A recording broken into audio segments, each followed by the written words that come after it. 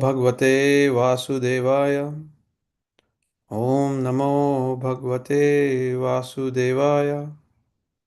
Om Namo Bhagavate Vasudevaya. I'll read the verse.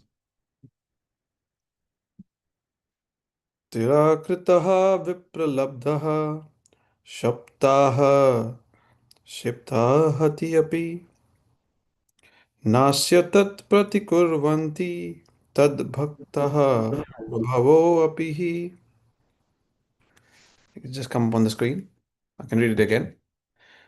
Tirakritaha vipralabdhaha shaptaha shiptahata api nasya tat pratikurvanti tad bhaktaha prabhavo api hi.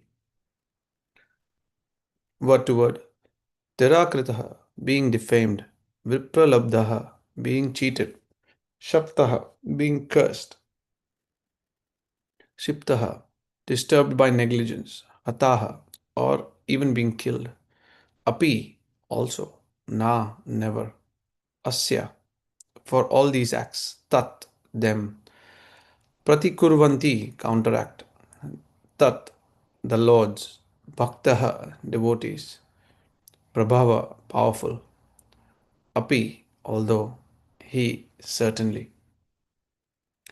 Translation by His Divine Grace, A.C. Bhaktivedanta Swami Srila Prabhupada ki jai. The devotees of the Lord are so forbearing that even though they are defamed, cheated, cursed, disturbed, neglected, or even killed, they are never inclined to avenge themselves. Would someone like to read the purport? Hare Krishna Prabhu, I can read. Okay, thank you, Mataji. Srila Prabhupada ki jai.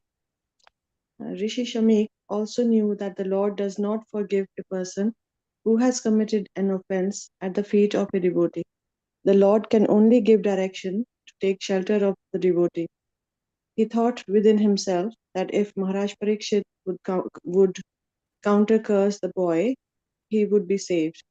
But he knew also that a pure devotee is callous about worldly advantages or reverses. As such, the devotees are never inclined to counteract personal defamation, curses, negligence, etc.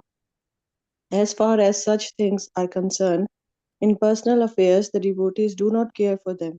But in the case of their being performed against the Lord and his devotees, then the devotees take very strong action.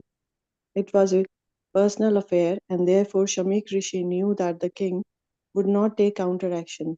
Thus, there was no alternative than to place an appeal to the Lord for the immature boy.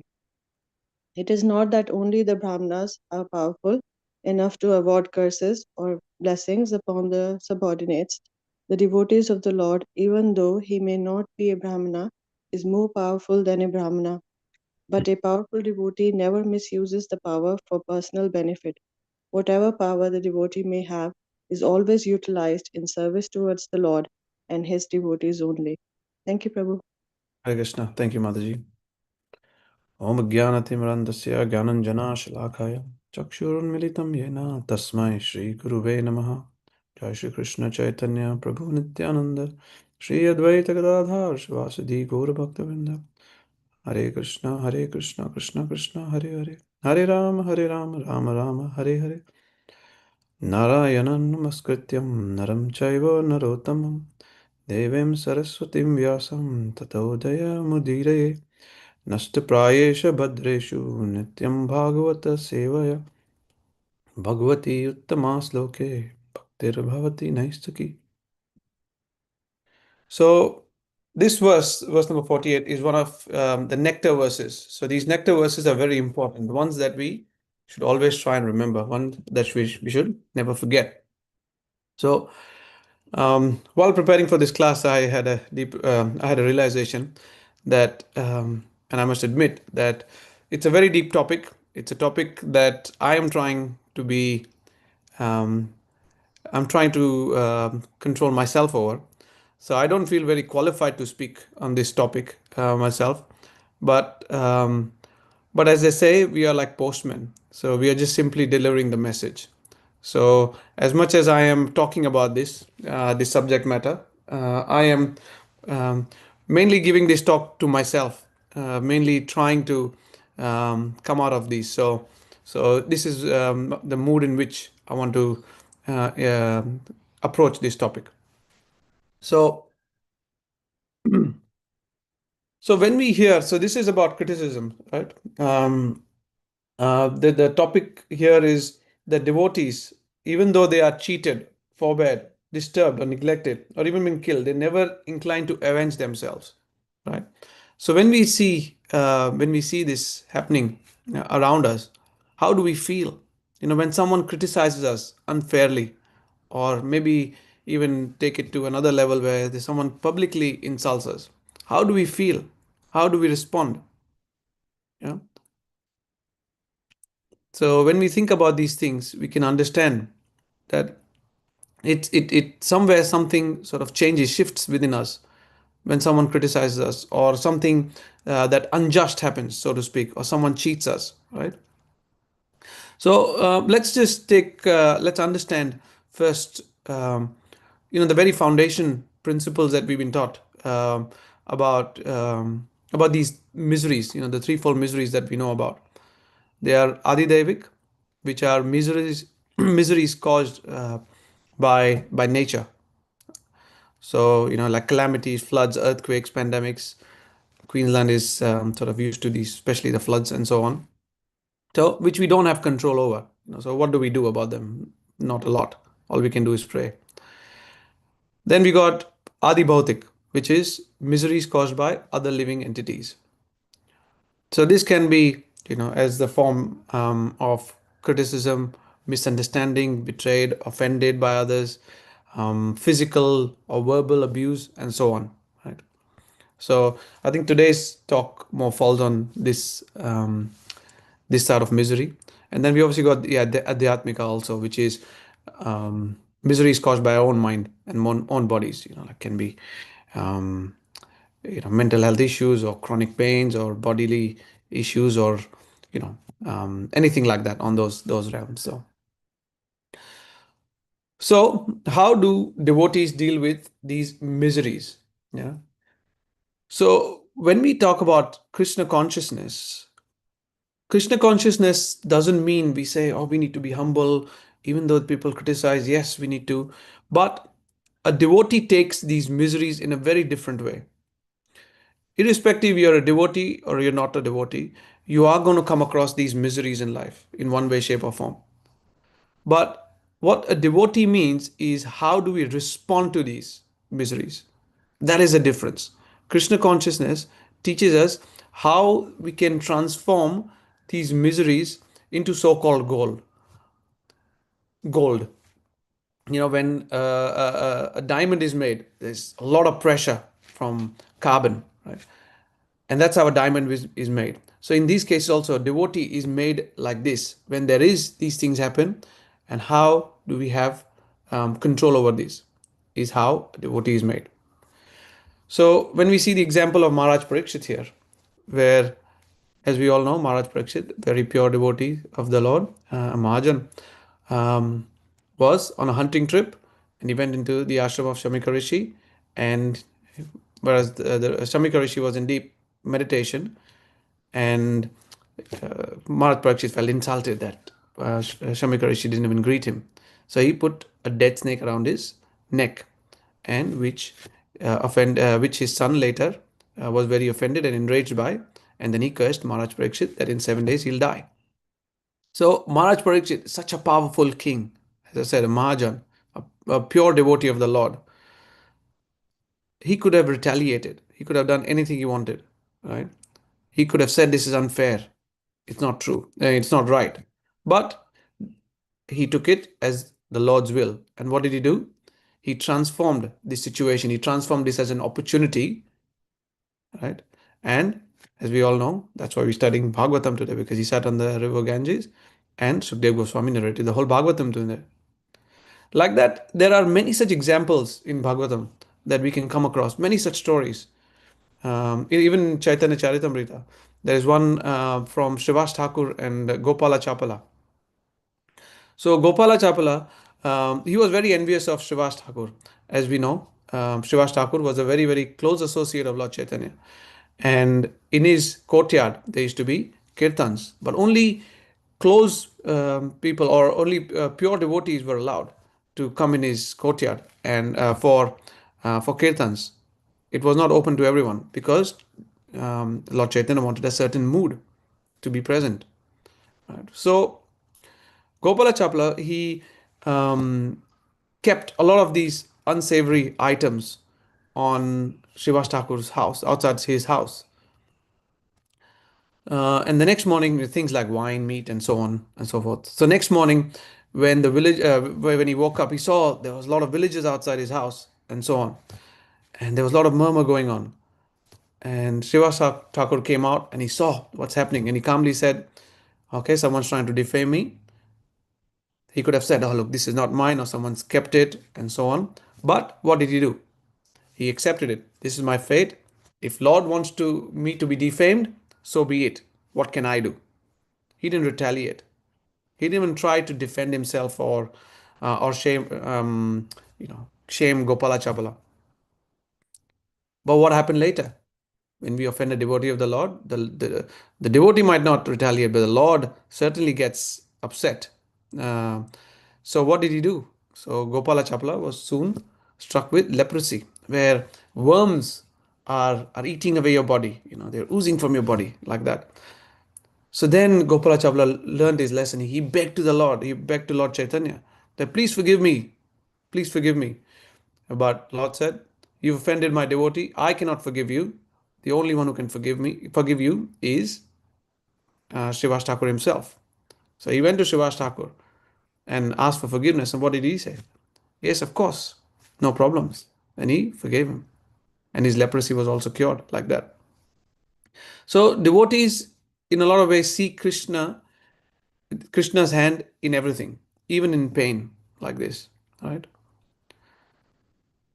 So Lord Brahma also says, there is a reference in Bhāgavatam 10.14.8 where Lord Brahma says that, "My dear Lord, one who earnestly waits for you to bestow your causeless mercy upon him, all while patiently suffering the reactions of his past misdeeds and offering you respectful obeisances within the heart, word, and body, is surely eligible for liberation, for it has become his rightful claim." Right? So tolerance is the foundation of Krishna consciousness in that way. Even Amrish Maharaj and Durvasa Muni, that's another famous story. So as we know, Durvasa Muni got angered because Maharaj Amrish was waiting for him while Durvasa Muni went to bathe in the Yamuna. And he broke his Ekadashi fast because time was passing by just having a sip of water. And that angered Durvasa Muni. And he got into rage. And he said, "Do you think you're more important than me, more important than Brahmana? You've disrespected me." And he created a demon. But Maharaj Amrish, all he did was he was praying to the Lord. And what appeared was Sudarshan Chakra. And then Durvasa Muni tried to seek some residence in throughout all the universe, but he couldn't find anything. And finally, he went to Lord Vishnu and said, "Please help me." And he said, "Again, the only person who can help you is Amrish Maharaj, because the Lord devotee can only forgive you like that when you're offending them." So the Lord's devotees are always compassionate, even to those who hurt them. Even when I was looking this up, I came across this by Jesus Christ. Even in Bible, it says, "Father, forgive them, for those who know not what they do." He said he could have called upon legions of angels to retaliate, but instead he prayed for their welfare. Even Haridas Thakur, then when I read this, Haridas Thakur example came to my mind. He was beaten across, 22 marketplaces, and they thought he was dead. He was a Muslim, but he was a Namacharya. He used to chant 300,000 names every day. So, he was, whipped like anything, but nothing happened to him. And All he was doing while they were beating him was praying for forgiveness of all those who were doing that, because they didn't know what they were doing. So when we think about this, question did come to my mind was, why do devotees don't retaliate? Right? Why do devotees don't retaliate? And how do they not retaliate, more importantly? Right? Because it's so easy to fall into this. And it's very simple, because devotees have a higher goal. And that goal is going back to Godhead, going back to Krishna. Personal honor is not the priority. We often get caught up in this, where our personal honor becomes our most important thing. Even Srīmad Bhāgavatam says that a devotee is satisfied in any condition. Right? So there is a verse in Srīmad Bhāgavatam that says, "He is a well-wisher to all living entities, equal to friends and enemies, peaceful, self-controlled, and satisfied in all conditions." Yeah. So favorable situations or unfavorable situations, a devotee is satisfied. Satisfaction is rooted in devotion for a devotee. So again, when I'm thinking about these, there are these amazing stories. Even we can take Prabhupada's example. He was so tolerant towards a lot of miscreants, atheists, all the academicians, so to speak, and so many other people. So because they were criticizing him left, right, and center, but his mood was that I am doing this to serve my Guru Maharaj. Right? So he was just serving his mission. So when we look at all of these stories, I find, okay, great, but I am not that advanced. What do I do? Right? So let's sort of try and look at, from these stories, what we can learn and how we can apply them in our practical daily life, because that is very, very important for all of us. Is how do we deal with these situations very practically with spiritual maturity? Right? When I first joined Krishna consciousness, I still very clearly remember that I was frustrated in a lot of ways with the material world. And I felt, okay, and maybe it was more, now reflecting back, it was more a naive view of the world, where I thought, when I join an organization, it will be perfect. It'll be like the spiritual world. It'll be like I'm in spiritual world. Everyone loves everyone. Everyone gets along well. But the unfortunate thing is that is not always the case, right? That is a reality. And that is because we are in the material world. The three modes of material nature are working on us. Right? So it is very difficult. So even amongst an organization like ours or a movement like ours, these things happen, and we need to accept that. Right? But with spiritual maturity, that is very, very important. Because the process of bhakti, when we come into this process of bhakti, it does not promise that we'll be free from challenges. Actually, it's far from it. Right? It does not promise anything like that. It's how we deal with it. That's what it promises. So this is very, very important for all of us to understand to move further in our spiritual lives. So criticism can be a tool for us to grow. So there are two types of. Then I was thinking about it. There are two types. We can understand this. One is when we are being criticized. Yeah. So when someone is criticizing us, that's number one. And the other way we can understand is when we feel the urge or we feel the need to criticize someone else, right? So let's look at the first part, is when we are criticized. How does that work? And what should we do? So when a devotee is criticized, we should first accept it with humility. Because even if the criticism is unjust or exaggerated, or if we may agree with it or we may not agree with it, we should accept it with grace, knowing that there is maybe a deeper lesson that we don't know about. Yeah. So we should not react impulsively. We should accept with humility. Now, even if criticism is false, what it does do is it helps us curb our pride. As I gave the example of Srila Prabhupada earlier, right?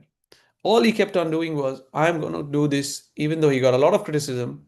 He said, I am doing this for the service of my Guru Maharaj. Let people say what they want to say.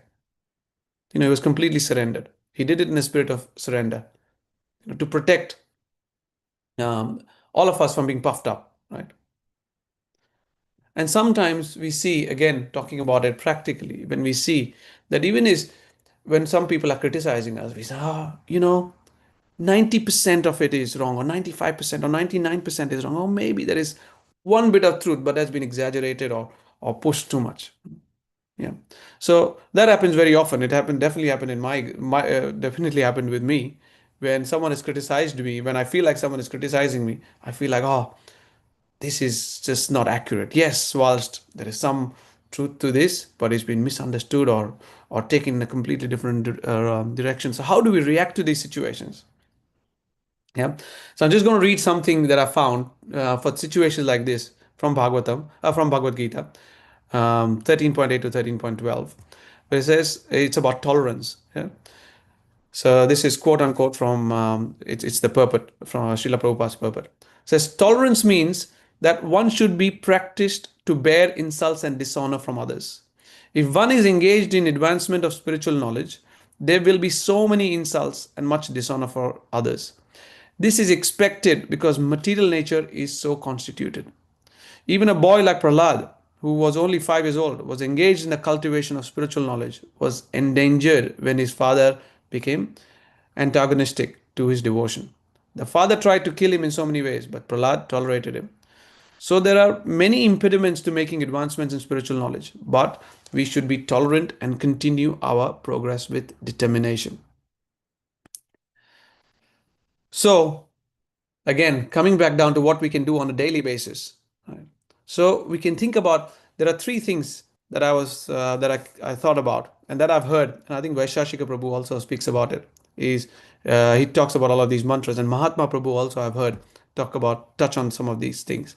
So what can we do? So when someone criticizes us, first thing we should say is, maybe Krishna is trying to purify me. Yeah? Maybe Krishna is trying to purify me. Or we can say, when someone is criticizing us and we feel the urge, we can say, this is saving me from false pride. And the third thing that I had heard was, let me learn from this. Let me learn from this. As we discussed earlier, the examples of Srivas Thakur and Gopala Chapala and Amrish Maharaj and Durvasa Muni. Yeah, we don't criticize, we just learn. What is there to be learned from us, from this? So that was the first part, when someone criticizes us. The second part was, when we want to criticize others, when we feel the urge to criticize others, right? How do we do? Because we should not point out faults, as they say, right, within others, because devotional culture is not that, right? Bhakti is not that. Bhakti culture is more based on uplifting others and not judging others, which is totally opposite of what we find in the material world, right? Yeah, so I'll just repeat that again. So what we find in the material world is we are judging others and pulling each other down. But devotional culture is not based on that. What is devotional culture based on? Bhakti is based on uplifting others. So, practically, again, what can we do? We need to look at ourselves first, look within us. I'm sure all of you have heard this. When we're pointing our fingers towards someone, three fingers are pointing towards us. So, we need to act in that mood. Am I perfect? Am I the right person to speak? Because we need to make sure that we have got the correct authority. I think Sakira Prabhu has I learned this from Sakira Prabhu. He says, when you're trying to criticize others, first you need to see, do you have the authority? Do you have the influence? And then you can think about it, right? So we need to have compassion, not saying a condescending tone and so on. Second is, find the good in others. One of the things at the start of the year, everyone has a New Year's resolution. One of my New Year's resolution for this year was, I want to find things that are common between me and others. I want to find things that are good within others, right? Which is very hard to do, right? Very hard to do. I've been initiated for 7 years, but I'm still struggling with this. I'm trying more and more every day, that we need to see good in others. So like that, everyone is struggling in our own ways. Yeah. So we should not judge a devotee. We should not judge a devotee. We should just look at their sincerity and what is good within them, and the effort that they're making. When I came to Krishna consciousness, everyone tells you, and I'm sure a lot of you also would have experienced this, where it says, Prabhu, you need to serve, right? So yes, but in my experience, it's gotten to a case where some of, even me, we have taken that a bit differently. We've taken it as our service to correct others, right? Right?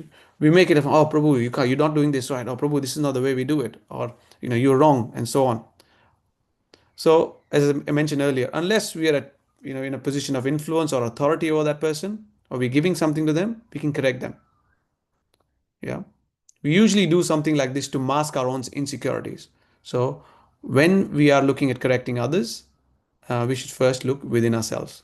So, we should glorify the good within them first, soften their heart, and so on.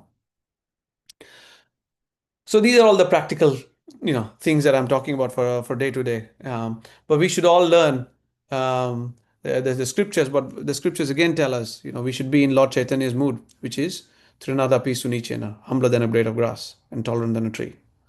Yeah. One of my other things that I wanted to really focus on from this purport was the power of prayer, especially in situations like this. The power of prayer. Here we saw Ambrish Maharaj also. We saw Maharaj Parīkṣit also. He was in a prayerful, in a surrendered mood. He was sitting on the bank of Ganges, listening to Sukadeva Goswami narrate the whole Bhagavatam.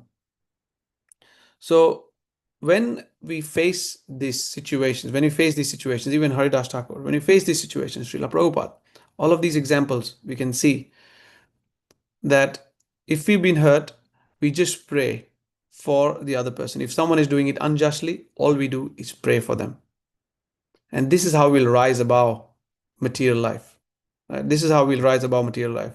But otherwise, even if we are devotees, right, and if we still can't pray for the other person, can't see good in everyone, can't see that we want to help others, then we are just devotees in disguise. Right? And as I said at the beginning of the talk, that I'm giving this talk more to myself than all of you, because I can see all of these imperfections within myself as well. So like that, we need to have that mood. It's not optional, unfortunately for us. It's not optional. We have to cultivate that mood. It is our ticket. It is our ticket to going back to Godhead, because tolerance is very, very important. And we may be chanting 16 rounds. Okay, I follow all the rules, Prabhu. Yes, I do this, I do that. But if we are criticizing others, then, ticket is cancelled, or they say you've reserved, but you're in the waiting list, until you sort of clear that mood. Yeah. So, Mahatma Gandhi said that an eye for an eye, leave the whole world blind. If I'm not wrong, I think it was Mahatma Gandhi who said that. So if we go by that, right? If someone criticizes us and we're criticizing them back, it says an eye for eye will leave the whole world blind. So we are not in that mood, right? Yes. So our mood, but so what I'm trying to say is this thing about eye for eye leaves the whole world blind. It really aligns. It's not in the scriptures, but it really aligns with the essence of what we're trying to teach here. Is someone criticizes us, we don't criticize them back, right? We um, we look at their good qualities, we appreciate them first, and look at the effort, look at their sincerity, and then go for then look within ourselves first, like that. So finally, I just wanted to sort of quickly recap. We're coming close to 7. So we need to remember that we do not take revenge. We don't seek that. We tolerate, we pray, we introspect, we focus on ourselves, and we move forward. Our focus should be on building relationship with Krishna, and being tolerant and finding good in them. So just wanted to leave you all with these 3 questions, as I usually try and do. I think about it. What can we leave with? What can we meditate on after listening to something? I am more. It works for me, at least. So that's the way I want to sort of try and do this. Is, can I think of someone or something that I need to forgive, that I still need to forgive, that my heart still hasn't? Can I focus on someone that may have insulted me or said something to me in the past that has actually helped me grow? And can I pray for one person today just one person today, can I pray for them in the most humblest, in the most tolerant mood that I can? So it's just gone 7, so that's what I'm finished. If there are any questions, comments, or corrections, please let me know. As I said, this topic is something that I am also working on. So if there's anything I may be able to answer, I'm happy to. So yeah, floor is open. Hare Krishna.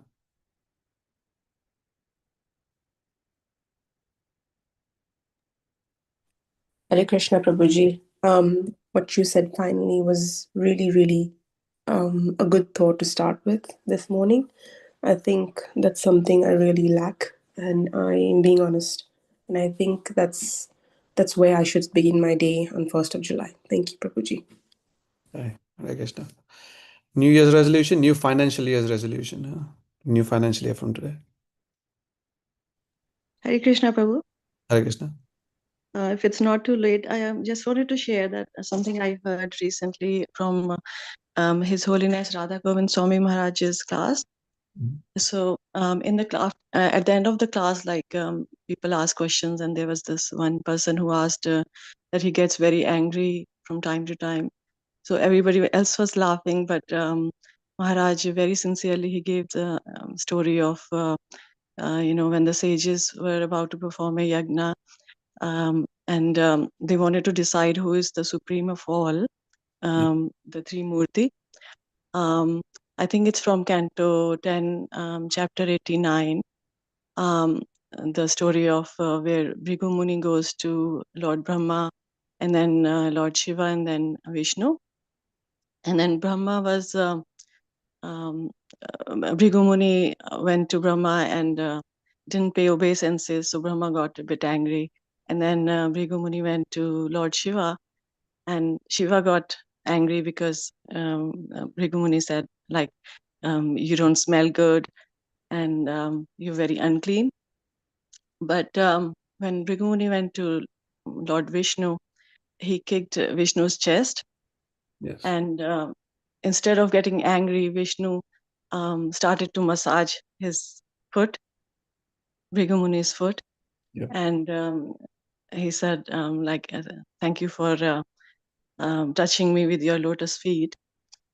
And Vishnu didn't get angry at all, and he kept that the mark of that lotus foot on his chest forever. It's called Bhrigupad. So Mahārāja ended the class like saying, if our Lord is so tolerant, how tolerant should we be as a Vaishnava? Yes. Yeah, just wanted to share that. Yes. Yeah. Thank you for sharing, Mataji. Yeah, I was thinking it's so hard to do that, but if we pray to that Lord, it will be, it will get a bit easier for us to do. Yes, it is very difficult, especially what we're surrounded with every day. It becomes difficult, more and more difficult. The influences the world has. So yeah, we just keep trying. Yeah, thank you. Hare Krishna. Thank you so much for a very nice class, Prabhuji. Thank you so much. Hare Krishna. Hare Krishna. Okay, everyone. Have a great day, and we'll see you tomorrow morning, 6:30. Hare Krishna. Hare Krishna. Thank you, Prabhu. Srila Prabhupada ki jai. Jai. Jai. Hare Krishna, Prabhu. Thank you. Thank Hare you, Krishna. Prabhu. Hare Krishna. Thank you, Prabhuji. Thank you. Hare Krishna. Thank you, Prabhu. Hare Krishna.